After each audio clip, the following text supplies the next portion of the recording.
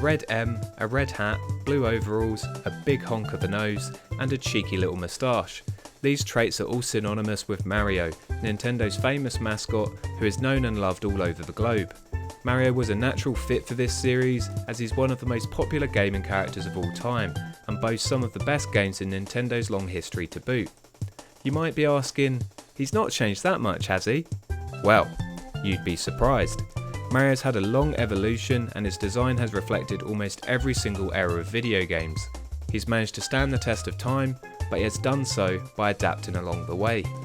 Now let's head down a warp pipe into a world full of bright colours and moustaches and find out which Mario design really is best. Before we get started, don't forget to click the notification bell so you can stay up to date with the channel, and give this video a like if you can. These little things just help you help me and push me into YouTube's complex algorithm of insanity. In 1981, Mario made his first appearance, but he wasn't quite Mario and he wasn't even a plumber yet. Appearing in the arcade classic Donkey Kong, Jumpman made his debut as an innocent carpenter, you heard that right, attempting to save his girlfriend. This working class hero scaled his way up scaffolding, jumped, get it, over barrels and avoided many other hazards on his way to taking down that vicious King Kong knockoff. In this instance, Mario's original appearance in-game is pretty recognisable. In pixel form, this look is nowadays very iconic.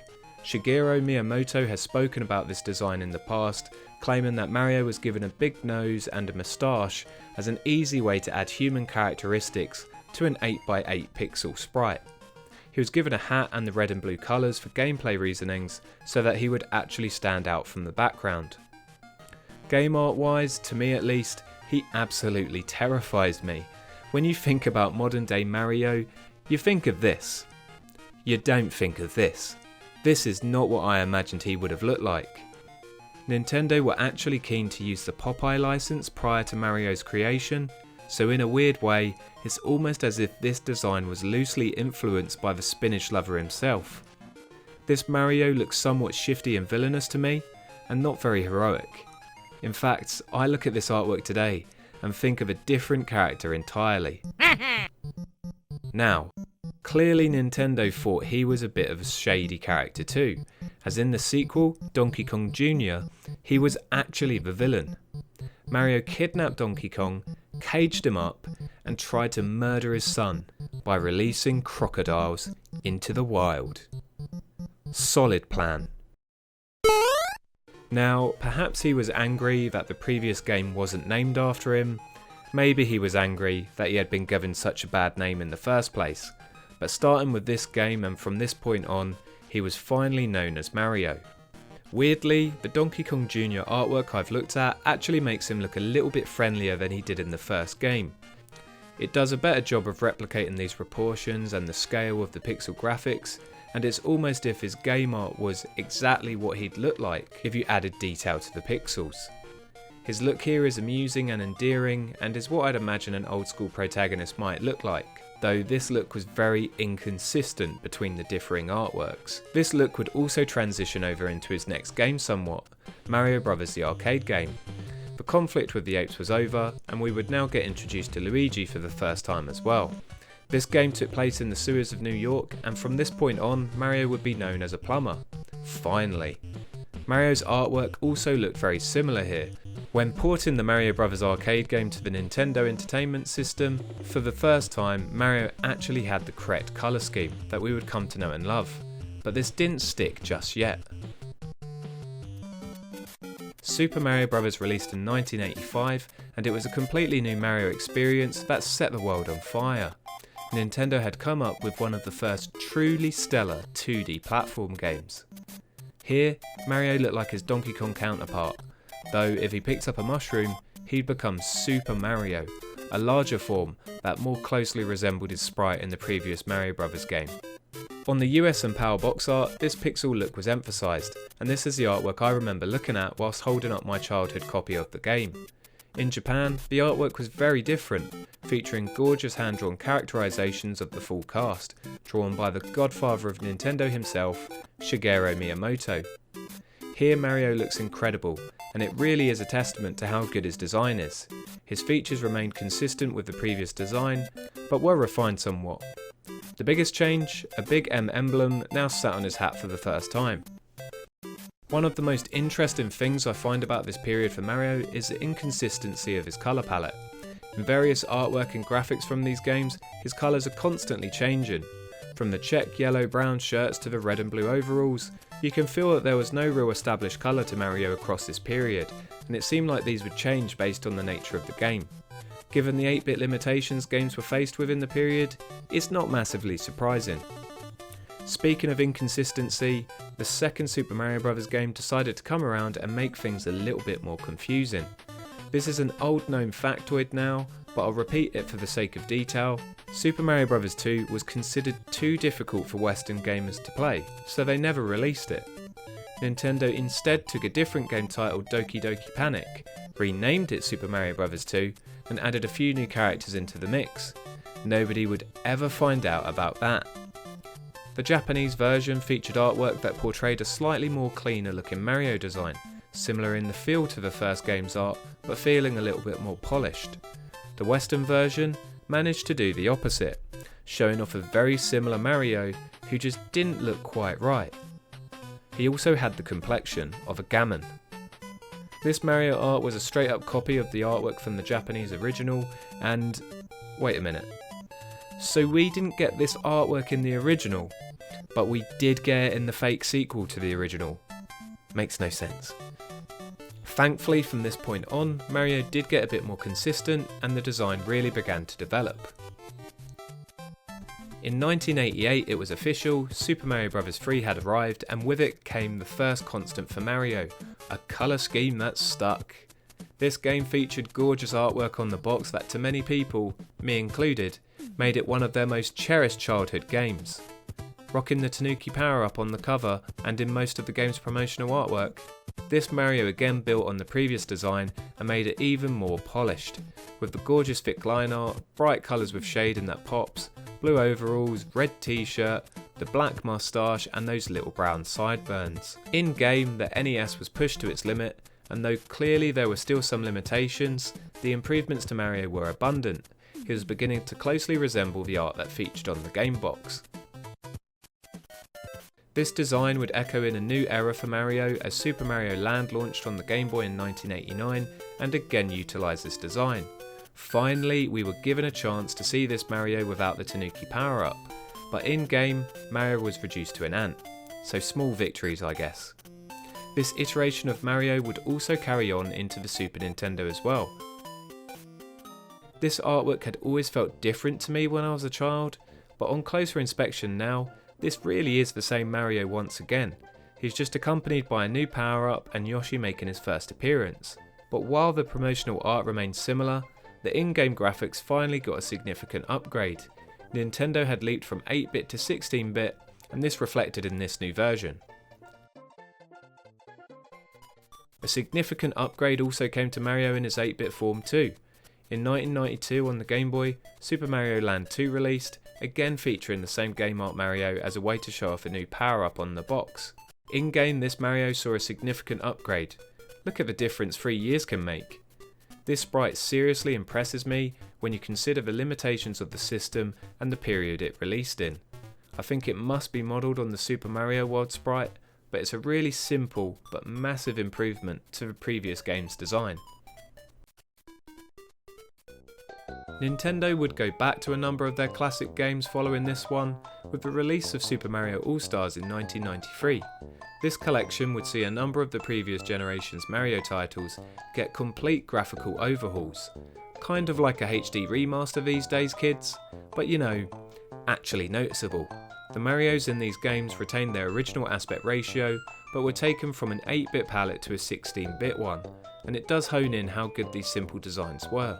I don't think any of the games on this collection necessarily look better than the others, despite the fact that all of them look so different.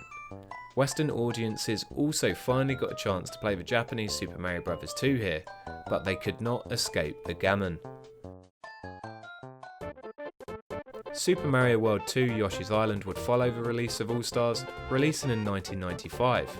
Though this game featured Yoshi as the main character, it also featured Mario 2 as a baby. There's not too much to say about this prequel of sorts, other than it's an utterly incredible game, and if you haven't played it before, you really do need to. When you look past the surface, it really isn't a Mario game and feels much more like a spin-off. Mario is literally Baby Mario, a nappy-bound annoyance with a design based on previous iterations of the character. It's basically Mario without the moustache. Looking like he came straight out of a children's picture book, this art style is one of those timeless ones that simply doesn't age and is perfectly encapsulated in the sprite work. You'll notice a bias here if you've seen any of the other videos. When Nintendo finally made the jump to their next console, the Nintendo 64, the clue was in the name. 64-bit graphics and 3D gameplay were completely what gamers wanted in 1995. Is that 5 or 6? I can't read.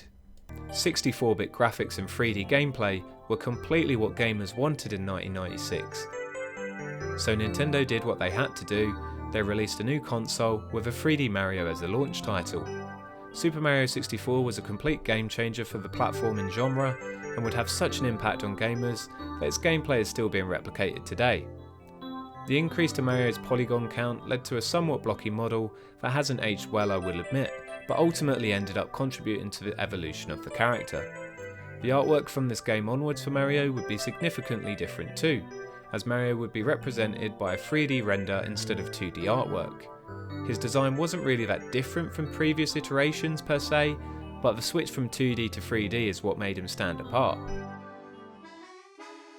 This look would continue to develop and become more detailed with each console generation and mainline Mario game. In 2002, Super Mario Sunshine would add more polygons yet again, as Mario headed on over to the GameCube. This Mario looks similar, but his proportions are a little bit more natural, if you excuse his massive head of course.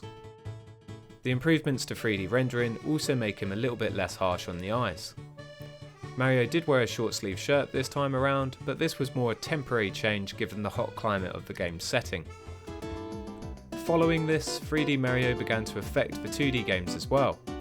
The new Super Mario Bros. Series launched in 2007 for the Nintendo DS, and it was a classic 2D Mario game with the 3D Mario model present. This would go on to create a franchise that, quite frankly, Nintendo milked for all it was worth, and they still milk it to this day. But when it first released, this felt like a fresh look for the plumber.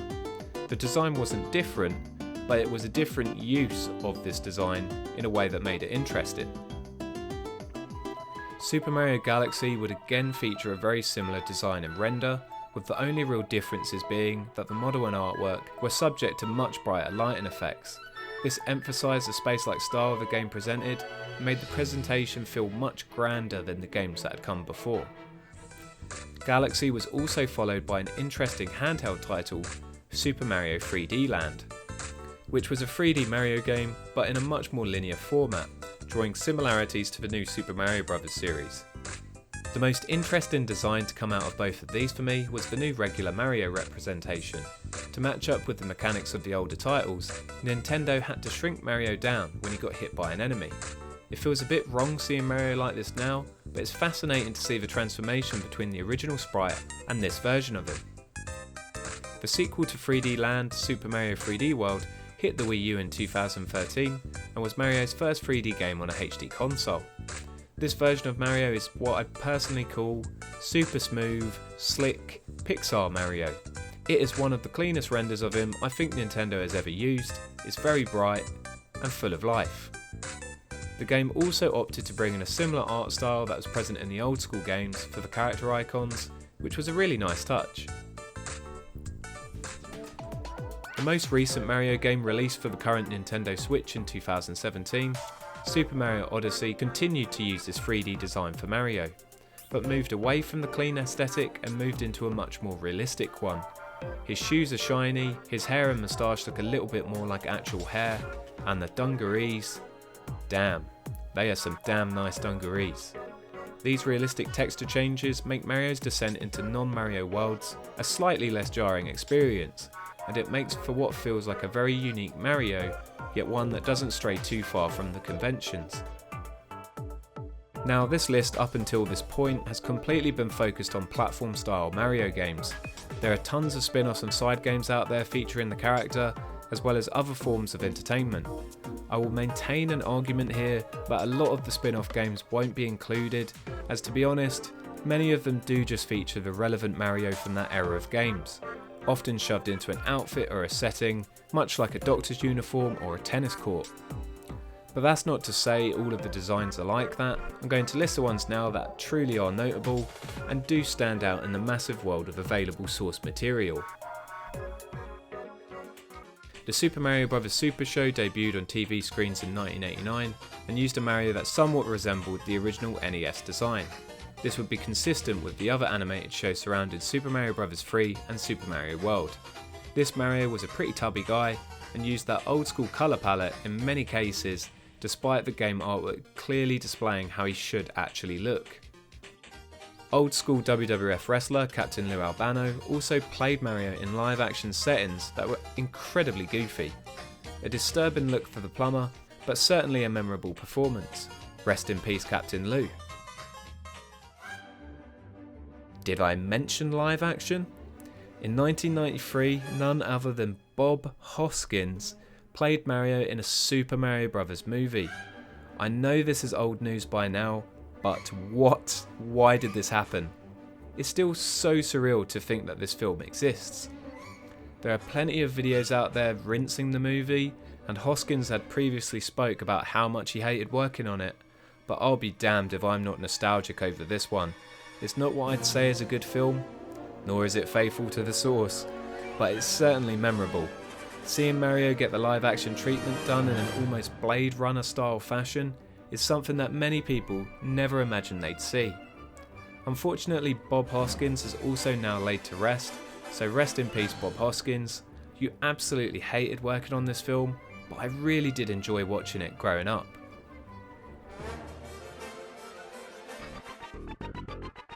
Now, I'll get some hate if I don't cover him, so he's here. Much like Link, Philips also had a go at representing Mario on the CDI, with their game Hotel Mario. The box art isn't too offensive, he looks how you'd expect, and in game I guess he could look a lot worse too, but the best/worst traits of this design of course come with the cutscenes.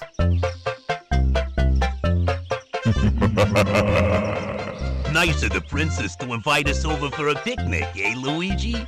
I hope she made lots of spaghetti! Which will be spawning YouTube poop until the end of time.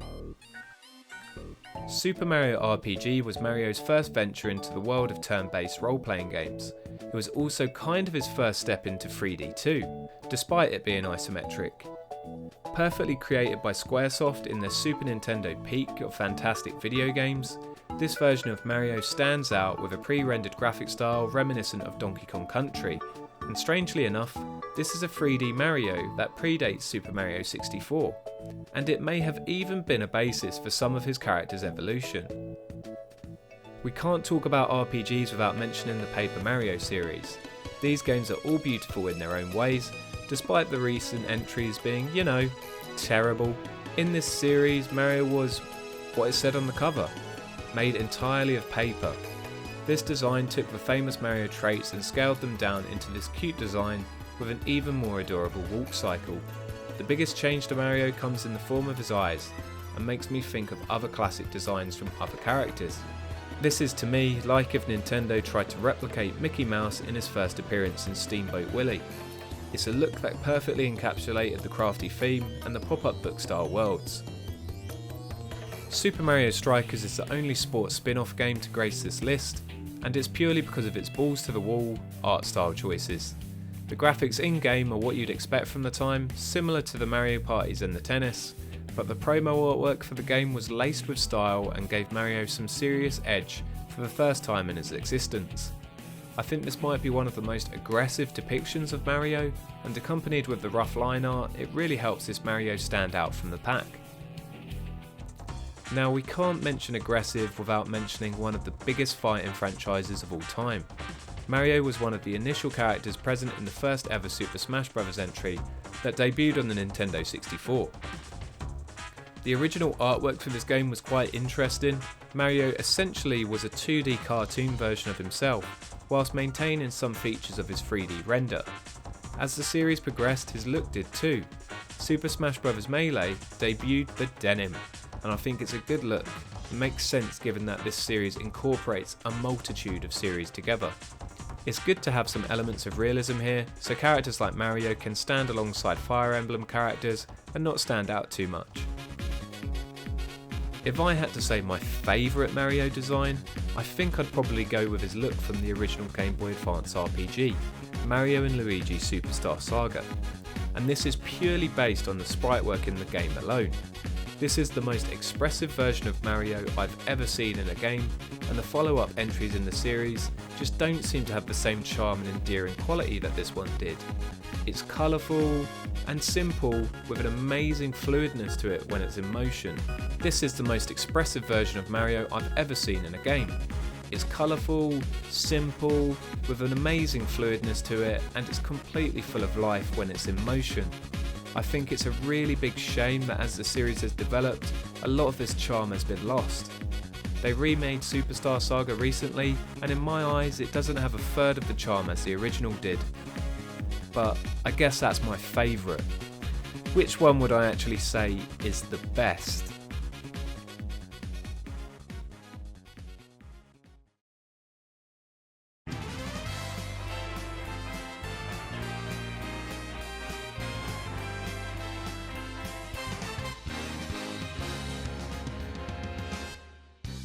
I have to give it to modern Mario. Over the years, Mario really has become ingrained in everyone's minds. He's been impossible to ignore, and in his 3D form, he has appeared in a mind-numbing amount of video games.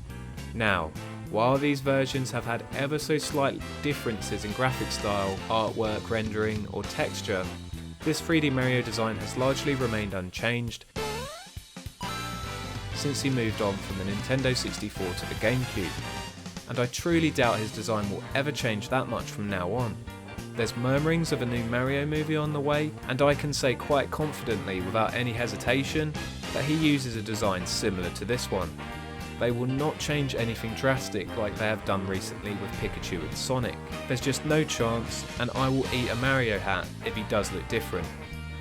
I think that his Super Mario Odyssey design is a definitive version of this style, and perfectly encapsulates the character's likability, expressiveness, and his short stocky frame that delivers crazy jumps with ease.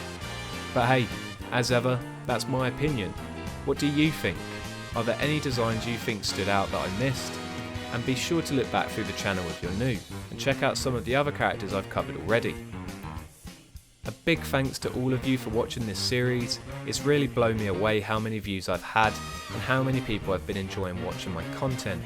If you really want to go the extra mile with support, please consider backing me on Patreon, which has gone live today. It's the best way you can help me out directly, and there are a number of rewards available. I've got big aims for the channel this year, and this is just one way you can help me achieve those. Many thanks again.